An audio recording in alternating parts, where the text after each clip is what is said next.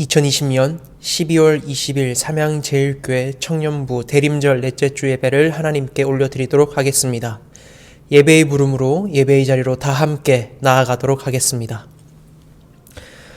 천사가 이르되 무서워하지 말라. 보라, 내가 온 백성에게 미칠 큰 기쁨의 좋은 소식을 너희에게 전하노라. 오늘 다윗의 동네에 너희를 위하여 구주가 나셨으니 곧 그리스도 주시니라. 하나님은 영이시니 예배하는 자가 영과 진리로 예배할지니라. 아멘. 존귀와 영광과 찬양을 받으시기에 합당하신 하나님 아버지, 오직 하나님께만 찬송과 영광을 올려드립니다. 몸과 마음과 뜻과 정성을 다하여 드리는 우리의 예배를 기쁘게 받아 주시옵소서. 오늘 비대면으로 예배드리는 주의 청년들이 능력의 말씀을 들을 때 새로워지게 하시고, 상하고 지친 몸과 마음을 갖고 있는 청년들에게는 사랑과 위로로 한량없는 하나님의 은혜를 누리게 하여 주시옵소서. 자비하신 주님의 얼굴을 배울 때 우리의 영이 새로운 소망으로 샘솟고 기쁨이 충만하여 주님의 사랑을 전달하는 사랑의 전달자들이 될 수 있도록 인도하여 주시옵소서. 예수님의 이름으로 기원하오며 이제는 주님이 가르쳐 주신 사도신경으로 우리의 신앙을 고백하도록 하겠습니다. 나는 전능하신 아버지 하나님 천지의 창조주를 믿습니다. 나는 그의 유일하신 아들 우리 주 예수 그리스도를 믿습니다. 그는 성령으로 잉태되어 동정녀 마리아에게서 나시고 본디오 빌라도에게 고난을 받아 십자가에 못 박혀 죽으시고 장사된 지 사흘 만에 죽은 자 가운데서 다시 살아나셨으며 하늘에 오르시어 전능하신 아버지 하나님 우편에 앉아 계시다가 거기로부터 살아있는 자와 죽은 자를 심판하러 오십니다. 나는 성령을 믿으며 거룩한 공교회와 성도의 교제와 죄를 용서받는 것과 몸의 부활과 영생을 믿습니다. 아멘. 이 시간 우리 다 함께 찬송가 123장 저들밖에 한밤중에 함께 찬양 부르도록 하겠습니다. 찬송가 123장입니다.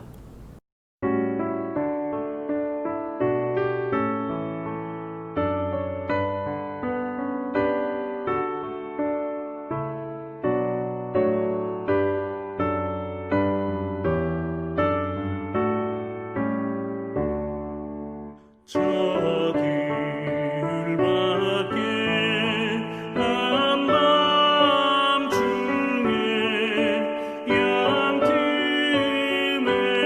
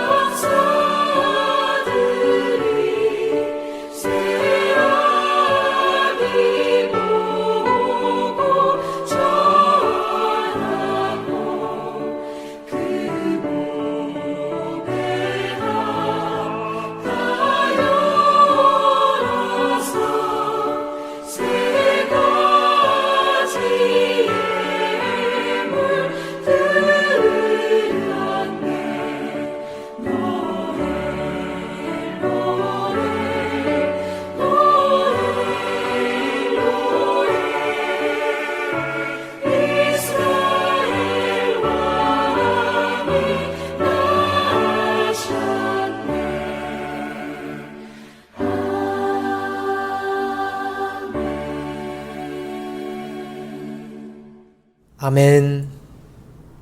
제가 예배를 위해서 이 시간 대표 기도하도록 하겠습니다. 사랑과 은혜가 충만하신 하나님 아버지, 감사합니다. 어느덧 2020년도도 한 해를 마무리하고 있는 시점에 이르렀습니다. 올 한 해 우리의 신앙과 우리 삶을 주님 앞에 내어드립니다. 우리 신앙을 다시금 점검하게 하시고 빛 가운데 다시 오실 우리 아기 예수님을 기다리는 우리 모든 삼양제일의 청년들이 될 수 있도록 성령 하나님 은혜를 더하여 주시옵소서. 무엇보다도 계속해서 비대면으로 예배를 드리고 있습니다.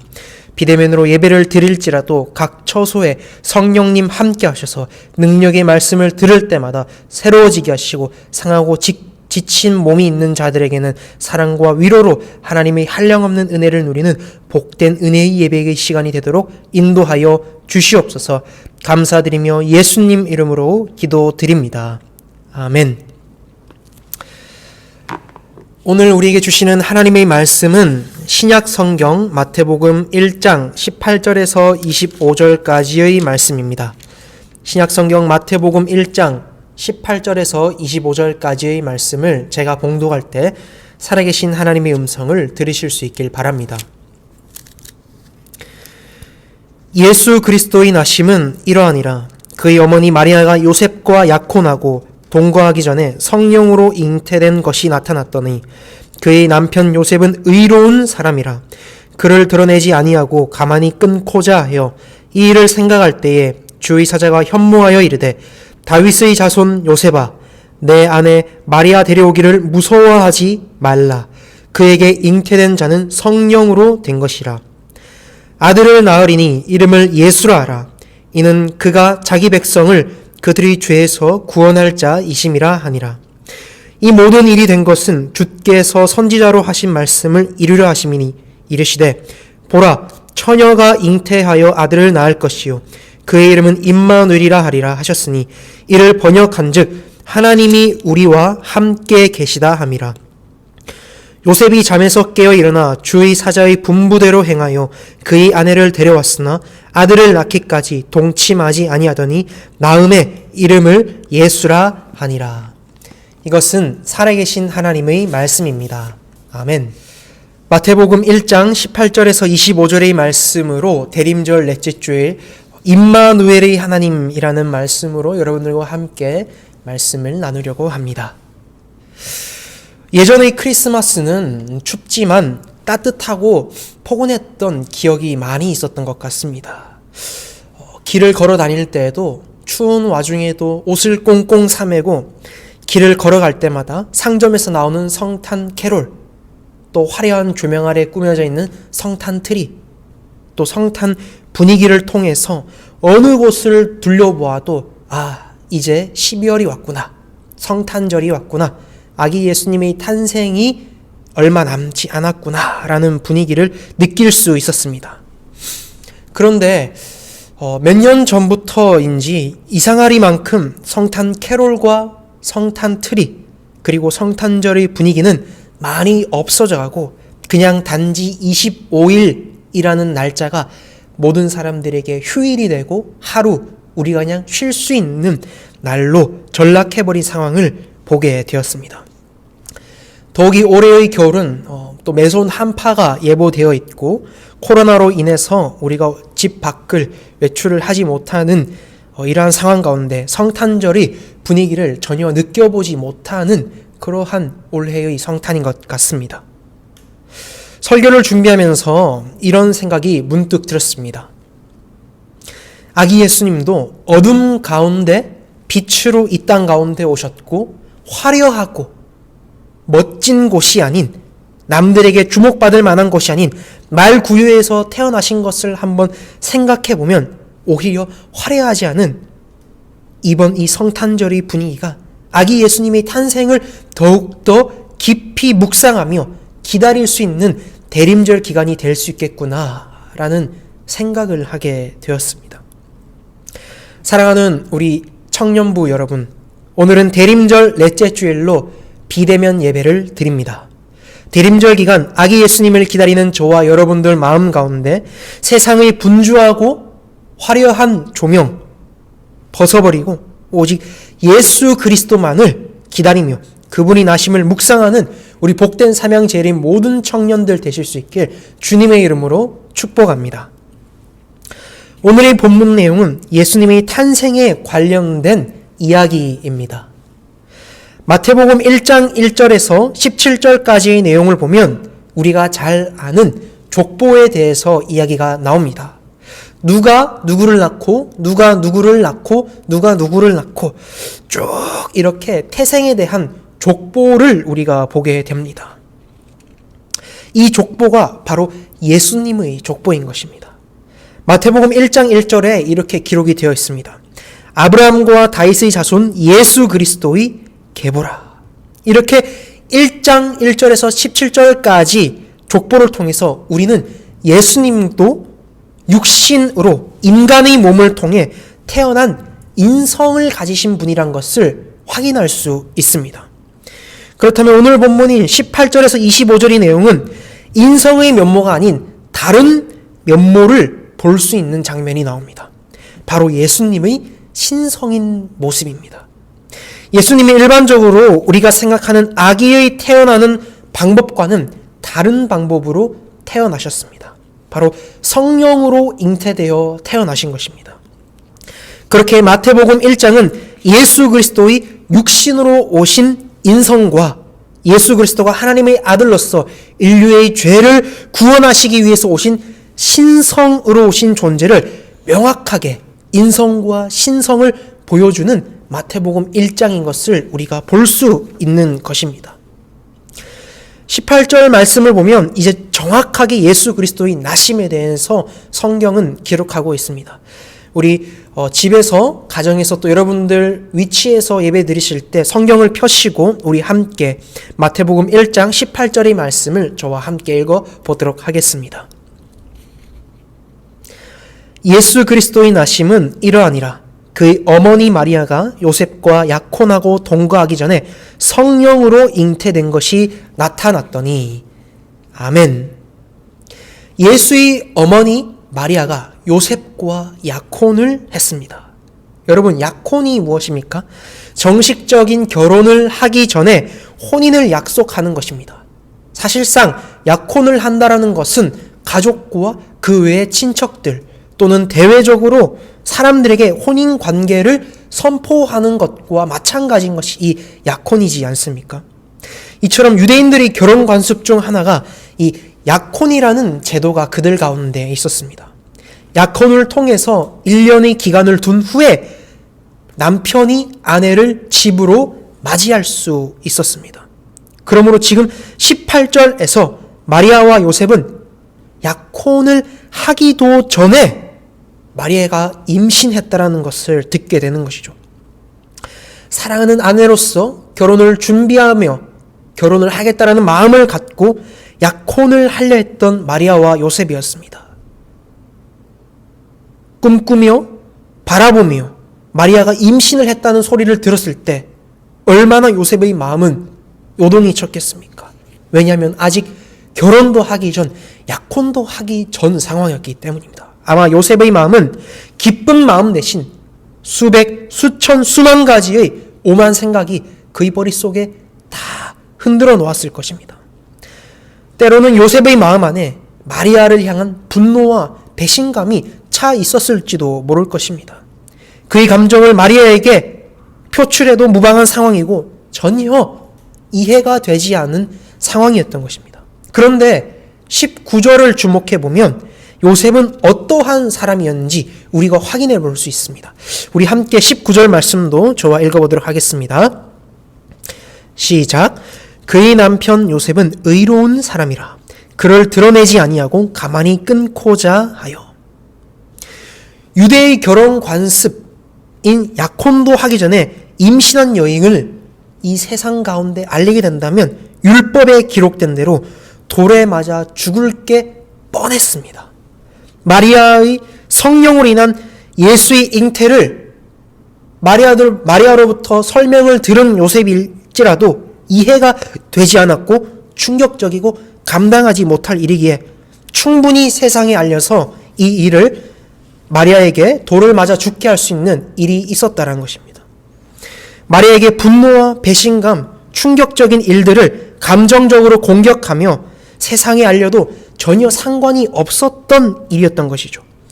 이것이 싫다면 이혼 증서를 써주고 서로 마리아와 이제 헤어지는 그러한 방법밖에 없었던 것입니다.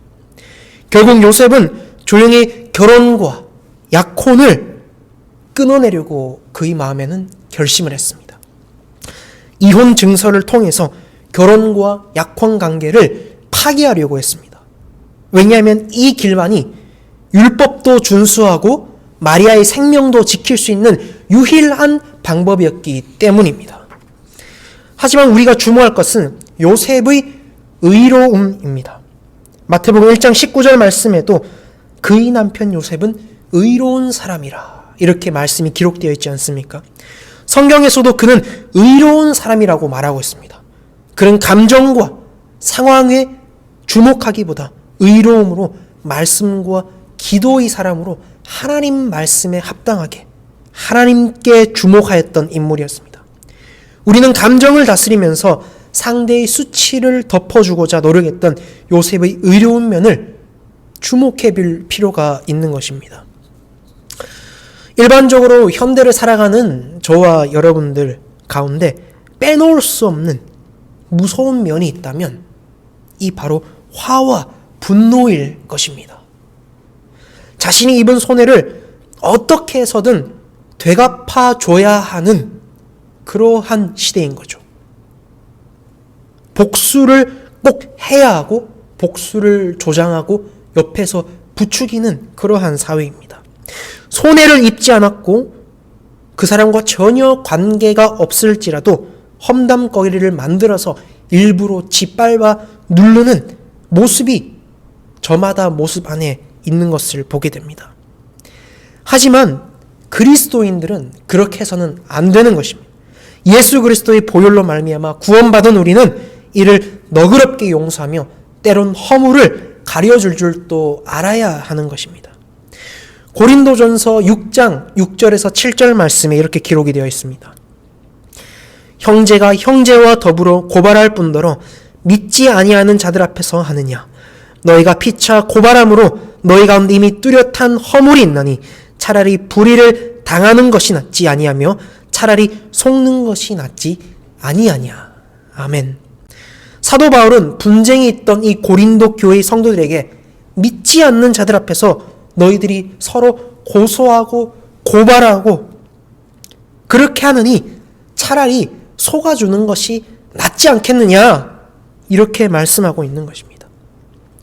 예수님도 이 땅 구할 때 오실 때 인류의 죄를 위해 대신 십자가에 못 박히실 것을 알고 하나님의 뜻을 이루시기 위해서 이 땅 가운데 오셨습니다. 아셨음에도 하나님 아버지의 계획하심에 순종하심으로 이 땅 가운데 오신 것입니다. 우리들은 이러한 예수님의 성품을 닮아가야 합니다.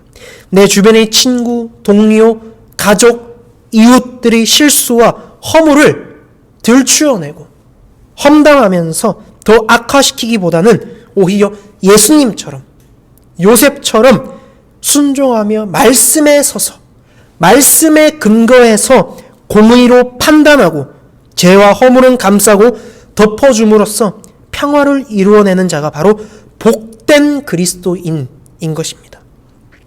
그렇게 늘 함께 보듬어주고 서로를 위로하며 따뜻한 말을 건네는 것이야말로 우리들 마음 안에 진정 품고 있어야 할 그리스도인의 사랑이라는 것입니다. 이제 20절에 주의 사자가 현몽하여 누구를 찾아갑니까? 요셉을 찾아가면서 이야기가 더 전개되기 시작합니다.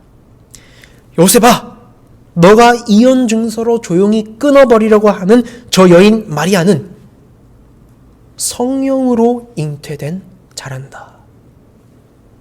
그분의 이름을 예수라 하고 그는 자기 백성을 그들의 죄에서 구원할 자란다. 주의 사자가 요셉에게 찾아가 이렇게 현몽하며 알려준 것입니다. 이 말씀을 직접 성령의 음성을 통해 듣게 된 요셉은 무릎을 쳤습니다. 아, 정말 마리아가 말한 대로 성령으로 잉태된 것이구나.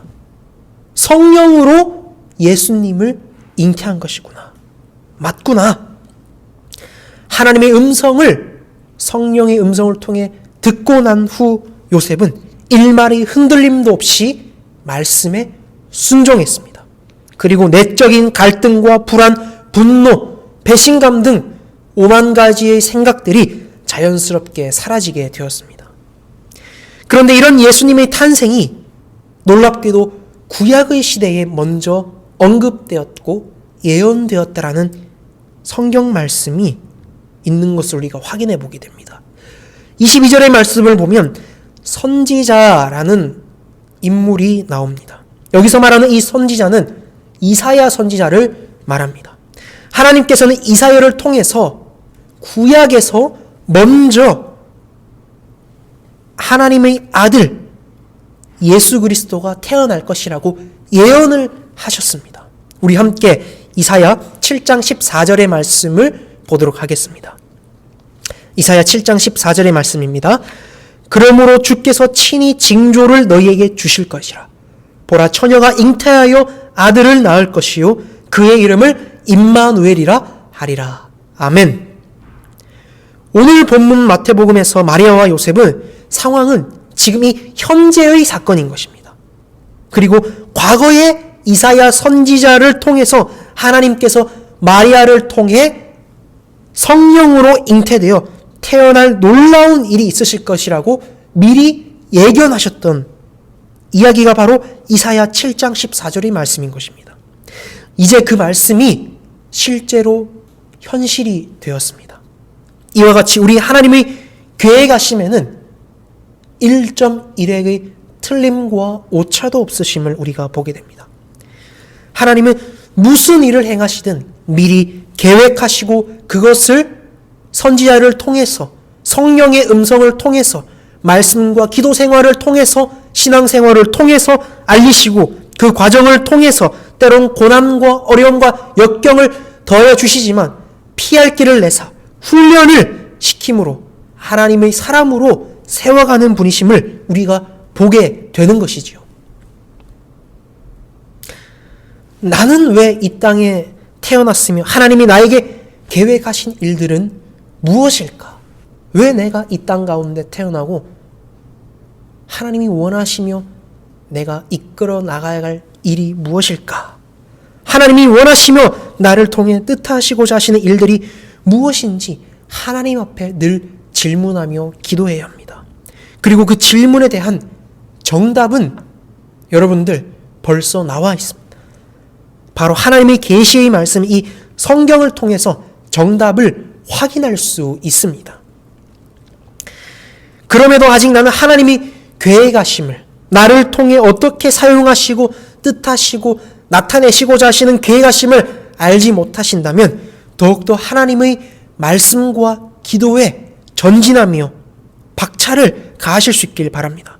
말씀과 기도를 의지함으로 하나님의 영광과 기쁨에 참여하여 하나님이 사용하시기에 합당한 자녀들이 되실 수 있길 주님의 이름으로 축복합니다. 특별히 대리rem절 기간 오늘의 성경 본문을 중심으로 성경 말씀을 묵상하며 기도하심으로 하나님의 은혜가 임하시는 놀라운 축복이 임하시길 주님의 이름으로 축복합니다. 이제 23절에서 예수님 탄생과 관련하여 구약에 예언된 이사야 7장 14절의 말씀을 인용합니다.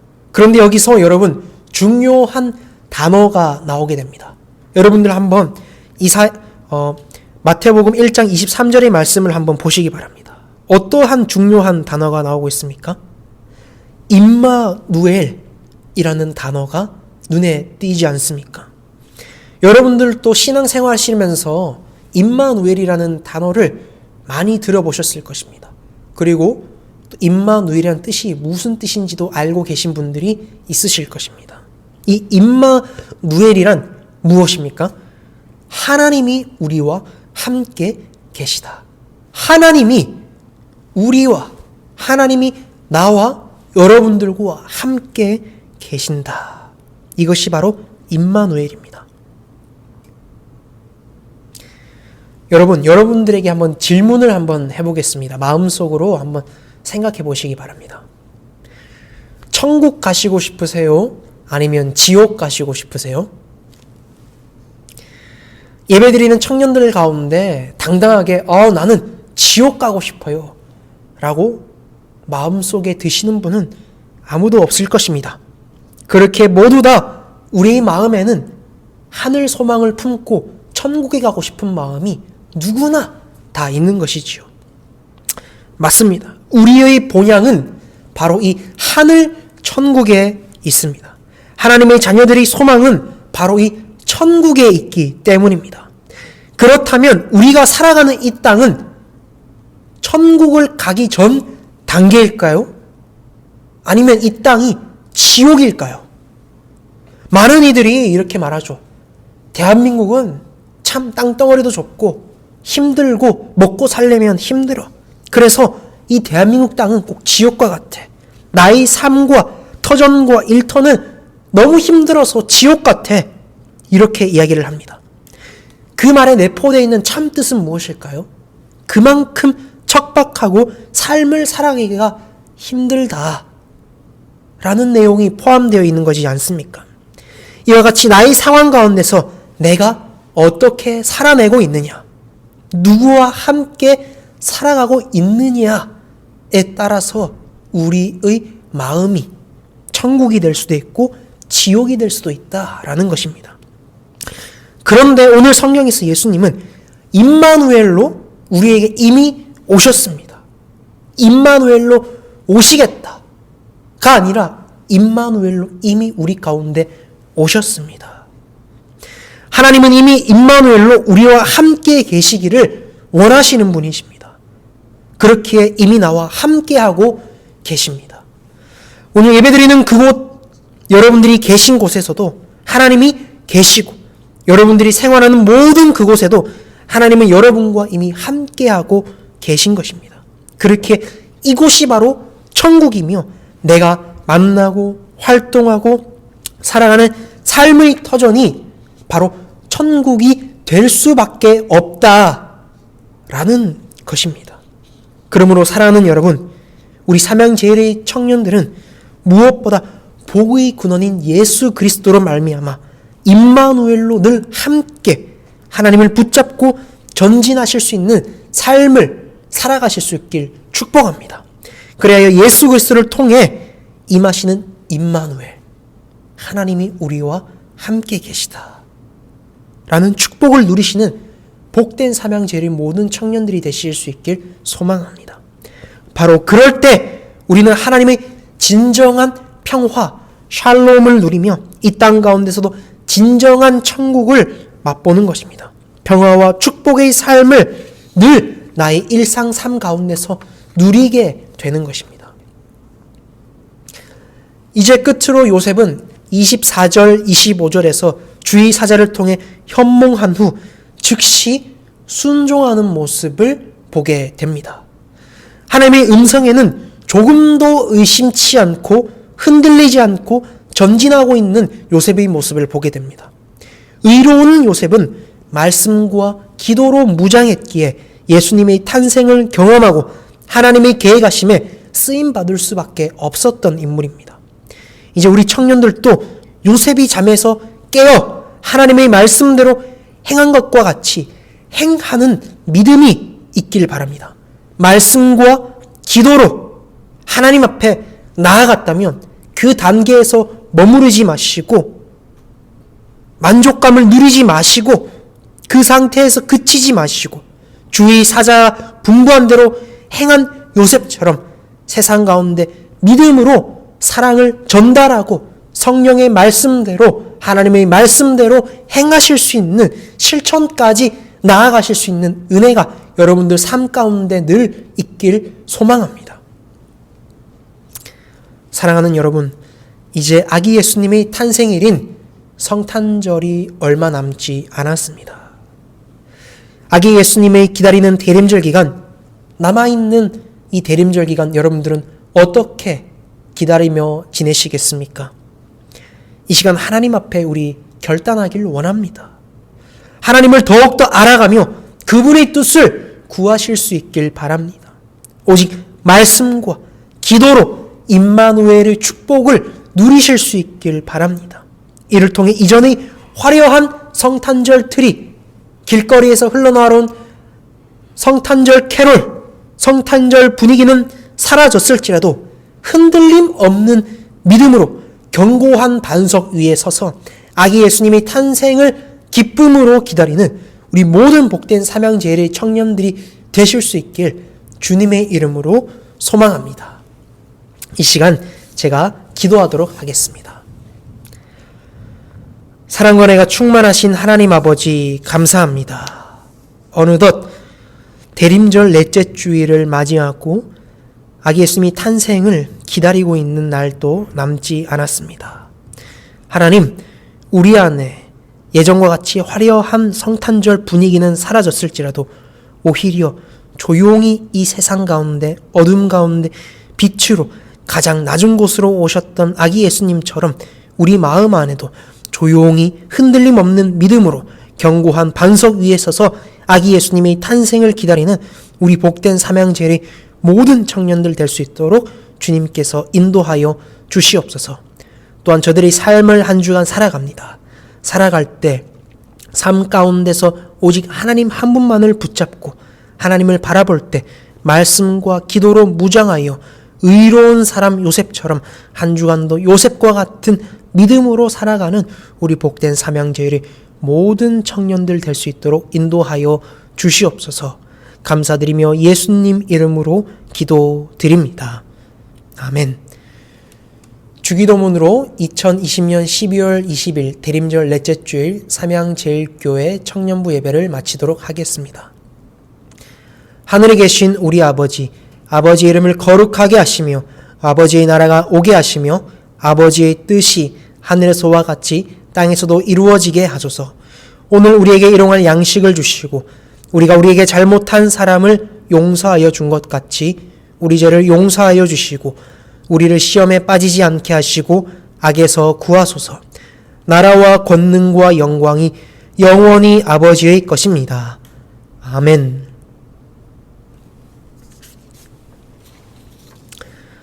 이 시간 청년부 광고를 나누도록 하겠습니다. 오늘은 대림절 넷째 주일입니다. 어둠 가운데 빛으로 오실 아기 예수님의 탄생을 기다리며 감사의 시간을 보내실 수 있는 우리 모든 삼양제일의 청년들이 되실 수 있길 축복합니다. 사회적 거리두기가 계속 2.5단계로 진행됨에 따라 12월 한 달간 우리 청년부 예배는 비대면으로 예배를 드리게 됩니다. 각 시간과 장소, 환경을 잘 정돈하시고 하나님 앞에 비대면으로 온라인 예배를 꼭 드리실 수 있길 바랍니다. 온라인 예배를 드리신 후 댓글로 출석을 인정해 주시거나 아니면 순장에게 개인별로 예배 인정을 해 주시면 감사하겠습니다.